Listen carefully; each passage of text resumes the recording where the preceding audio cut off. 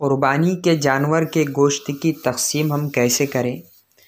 قربانی کرنے والے کو قربانی کا سارا گوشت کھا لینے، سارے کو ذخیرہ کر لینے اور صدقہ کر دینے کا اختیار ہے۔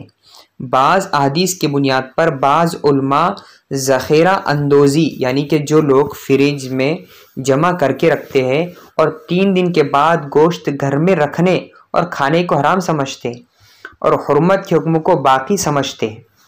جمہور علماء 3 دن کے بعد بھی کھانے اور رکھنے کے جواز کے قائل ہیں اور حرمت کو منسوخ سمجھتے ہیں۔ بعض علماء کہتے ہیں کہ ممانعت کی علت ضرورت اور فقر و فاقہ تھا، جب علت پائی جائے گی تو حکم بھی پایا جائے گا۔ ابن تیمیہ رحمۃ اللہ علیہ فرماتے ہیں کہ قربانی کے دنوں میں اگر فقر و فاقہ ہو تو ذخیرہ اندوزی کی اجازت نہیں ہے، منع ہے۔ گوشت کے سلسلے میں افضل یہ ہے کہ اس کے 3 حصے کیے جائیں۔ ایک حصہ اہل و عیال کے لیے رکھا جائے، ایک حصہ دوست اور رشتہ داروں کو ہدیہ کیا جائے اور تیسرا حصہ غریبوں اور فقیروں کے درمیان صدقہ کر دیا جائے۔ اب کھال اور بال کا کیا حکم ہے؟ قربانی کے جانور کے کسی بھی حصے گوشت، کھال، بال، ہڈی وغیرہ کا بیچنا درست نہیں ہے۔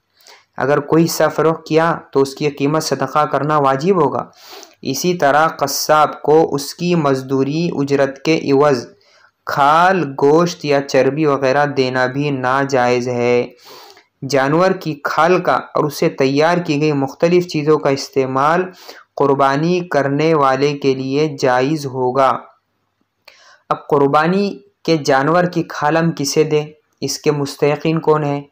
تو پہلی ذمہ داری یہ ہے کہ ہمارے جو قریبی رشتہ دار ہیں، ان میں جو غریب ہے تو ان تک ہم اس کھال کو ضرور پہنچائیں، ان کا تعاون کریں۔ اگر وہ صاحب استطاعت ہے، ان کو اس چیز کی ضرورت نہیں ہے تو پھر ہم دینی اداروں میں ضرور دیں، جو دینی ملی تنظیمیں ہیں ان تک ہم اس کھال کو ضرور پہنچائیں۔ اور اسی کے ساتھ ساتھ آپ جانتے ہیں کہ ملک کے حالات دن بدن بد سے بدتر ہوتے چلے جا رہے ہیں اور جانور کے کھال کی قیمت بھی کم کر دی گئی ہے، تو اس لیے ہماری ذمہ داری ہے کہ ہم کھال کے ساتھ ساتھ مدرسے کی اور دینی تنظیموں کی رسید ضرور بنائیں۔ اس کو ہم فرض سمجھ لیں اپنے ذات پر۔ میں کوئی فتویٰ نہیں دے رہا ہوں کہ آپ اس کو فرض سمجھ لیں، لیکن آپ خود اپنے آپ پر یہ کیجئے۔ ایک تو آپ کو اس میں دوہرا ثواب ملے گا، آپ قربانی کے جانور کی جو کھال ہے آپ کسی ادارے میں دیں گے جہاں پر علوم نبوت طالب علم پڑھتے ہیں، جو علم حاصل کرنے والے طلباء ہیں وہ علم حاصل کرتے ہیں، اس کی اشاعت کا بھی آپ کو ثواب ملے گا اور دینی کام میں بھی آپ حصے دار ہو جاؤں گے۔ تو اس لیے آپ کھال کے ساتھ ساتھ مدرسے کی رسید ضرور بنائیں، کم سے کم 500-1000 روپے کی تو ضرور بنائیں۔